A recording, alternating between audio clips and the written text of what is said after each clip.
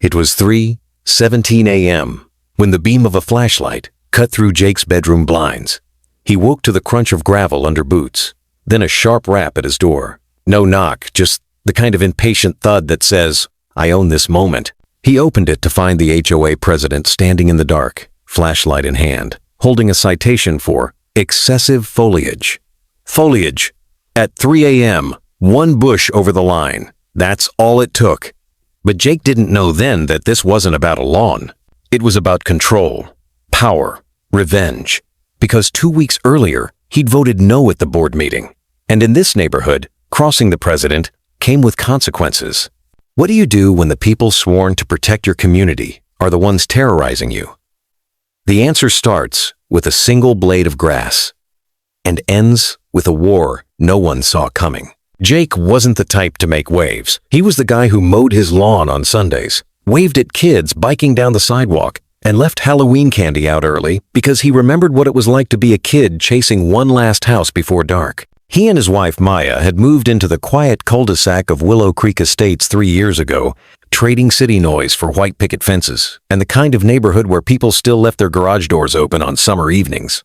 It was supposed to be their safe place, a fresh start after years of cramped apartments and unreliable landlords.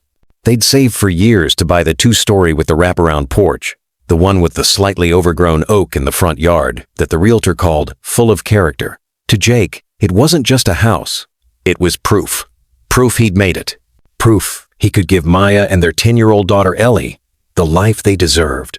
At first, the HOA seemed harmless, just a few emails about trash day and holiday light curfews. The president, Diane Whitmore, lived 3 doors down in the biggest house on the block. All stone facade and perfectly symmetrical shrubs. She wore pastel polo shirts with the HOA logo embroidered over the heart and spoke in that slow, deliberate way that made every sentence feel like a warning wrapped in a smile. Jake didn't think much of her until the welcome packet arrived 6 months after moving in. Buried in the 47-page rulebook, all landscaping must be maintained to community standards. No plant growth exceeding 18 inches from property lines. Violations subject to immediate fines. He laughed at first. Who measures bushes with a tape measure? But then he saw Diane walking the perimeter of his yard one Sunday morning, clipboard in hand, pausing a little too long near the azaleas near the driveway. Jake waved. She didn't wave back. He didn't know it yet, but that was the moment the line was drawn. Not in the soil, in the silence between neighbors. And it wouldn't be long before that silence shattered, starting with a single flashlight beam in the dead of night. The first fine arrived in a crisp white envelope, slipped into Jake's mailbox like a warning note. $125 for non-compliant shrubbery. The azaleas Maya's mother's favorite, planted in memory of her, were, according to the attached photo, encroaching 2.3 inches past the property boundary. Jake stared at the picture, taken from a low angle, like it had been snapped by someone crouching on his lawn in the dark. He called the HOA office. No answer. He emailed Diane. She replied 72 hours later. Per Section 7.4b, fines are non-negotiable upon first violation. Payment due in 10 days. He paid it, just to keep the peace. But peace didn't last. 2 weeks later, another envelope. This time, $200. For excessive mulch color deviation. The mulch dark brown, same as every other house on the block had, in Diane's words, a reddish tint under direct sunlight. Jake drove to Home Depot, bought a new bag of HOA-approved earth tone brown, and spent his Saturday remulching the entire front bed. Ellie helped, wearing her tiny gardening gloves, proud to be fixing Dad's problem. That night, Maya looked at the freshly mulched yard and whispered, "We're treating our home like a crime scene." Then came the drone. Jake saw it first thing one Sunday morning, hovering above his backyard like a mechanical vulture. A small, sleek quadcopter with a blinking red light, circling just above the fence line. He ran outside, waving his arms, shouting. It didn't flinch. It just watched. Filming. For nearly 7 minutes, it orbited his property, capturing footage of his daughter's swing set, the grill, the little garden Maya had started in the corner. Then, as suddenly as it appeared, it zipped away toward Diane's house. He called the police. They came, took a report, and told him drone use over private property was in a legal gray area. As long as it's not landing or violating privacy directly, the officer trailed off. Good luck with the HOA. That night, Jake found a new notice taped to his front door. Unauthorized structures in backyard swing set violates height clearance code. Section 9.1. Remove within 14 days or face daily fines of $75. He laughed until he checked the bylaws. Buried on page 38. Place structures exceeding 6 feet in height or occupying more than 15% of rear yard footprint require pre-approval. The swing set was 5 years old. It had been there when they bought the house. Jake showed the rule to Maya. She didn't cry. She just looked at him, hollow-eyed, and said, "They're not after the rules.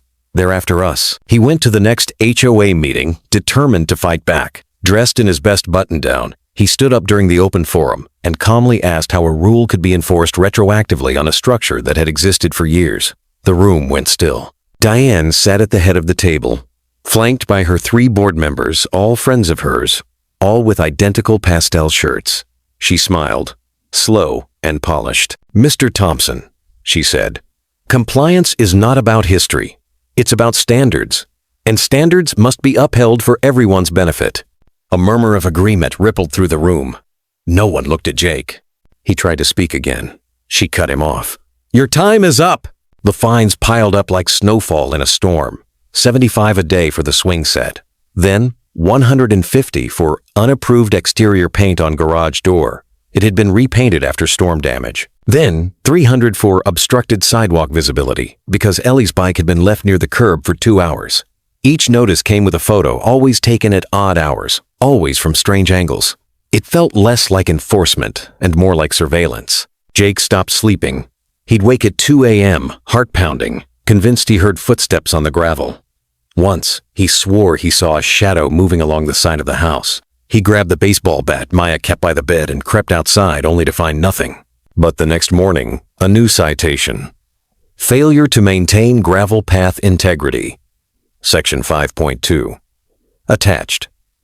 A photo of a single displaced stone near the side gate. He was being hunted. He hired a lawyer. The retainer was $3,500. The lawyer reviewed the bylaws and sighed. They're technically within their rights. Unless you can prove malicious intent or selective enforcement, they can fine you for a blade of grass. Jake felt the walls closing in. He withdrew from neighborhood events, stopped waving at neighbors. Even Ellie noticed. "Why don't the other moms say hi to you anymore, Dad?" she asked one day. He didn't have an answer. Then, the final straw. A certified letter arrived. Not a fine, a hearing notice. The HOA board, citing repeated non-compliance and disruptive behavior, was moving to place a lien on his property. If he didn't appear at the hearing and demonstrate full remediation, they could initiate foreclosure proceedings. Foreclosure. Over mulch. Over a swing set. Over a flashlight in the dark. Jake sat at the kitchen table, the letter in his hands, staring at the foreclosure clause like it was written in another language. Maya stood in the doorway, arms crossed, her voice quiet but sharp. "We can't let them do this. We can't just disappear." He looked up at her, at the woman who'd followed him to this dream, only to watch it turn into a nightmare.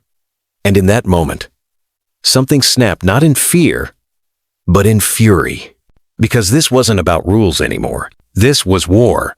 And if Diane wanted a fight, she was about to learn what happens when a man has nothing left to lose. But the next morning, Jake didn't call his lawyer. He didn't file an appeal. Instead, he did something no one saw coming. The HOA hearing was set for a Thursday night at 7 p.m. in the community clubhouse, a windowless room with fluorescent lights that buzzed like angry wasps and folding chairs arranged in a semicircle like a courtroom in a bad dream. Diane sat at the head table, flanked by her board, all dressed in matching pastel polos, clipboards ready, pens poised like weapons. Jake walked in alone, wearing a dark button-down, his hands steady, his voice calm. No lawyer. No shouting, just quiet certainty. He didn't plead. He didn't beg. He presented. From his briefcase, he pulled out a thick binder labeled Evidence. He opened it slowly, letting the silence stretch. Then, he hit play on a small speaker. The room filled with the sound of a drone's whirring recorded from Jake's backyard security camera audio. Then, a time-stamped video began playing on the projector he'd set up. 3:18 a.m. Drone hovering over swing set. Flight path originating from 423 Sycamore Lane, Diane Whitmore's property. Gasps rippled through the audience. Diane's smile froze. Jake didn't look at her. He just kept going. Next, a time-lapse of every fine he'd received, each one accompanied by a time-stamped photo from the HOA and a side-by-side comparison from public records. The mulch inspection photo, taken at 4:03 a.m. The obstructed sidewalk citation, 2:17 a.m. The excessive foliage shot, 3:12 a.m. The same night she,